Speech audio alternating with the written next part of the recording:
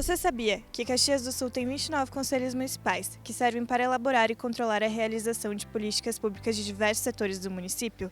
Um deles é o Conselho Municipal da Pessoa Idosa.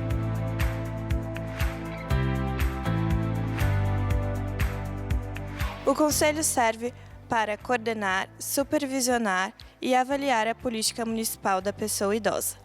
Além disso, prioriza as necessidades básicas e direitos, garantindo um envelhecimento digno. O Conselho é um órgão permanente, paritário e deliberativo. Também administra o Fundo Municipal do Idoso, estabelecendo critérios transparentes para a utilização, visando fortalecer programas e iniciativas voltadas para a pessoa idosa. Juntamente, realiza o monitoramento de projetos destinados a instituir ações ou políticas públicas de proteção e promoção dos direitos da pessoa idosa. Nossa demanda atual principal é realizar o diagnóstico das pessoas idosas que residem no município.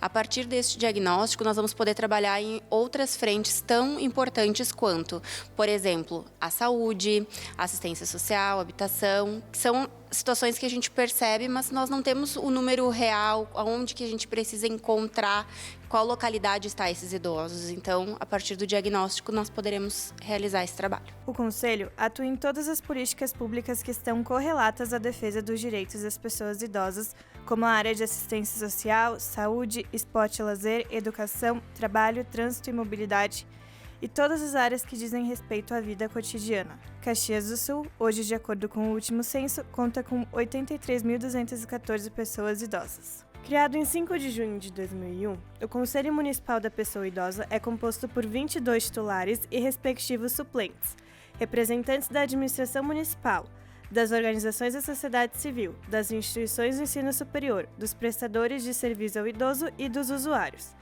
Os escolhidos são voluntários, não recebendo nenhum tipo de remuneração.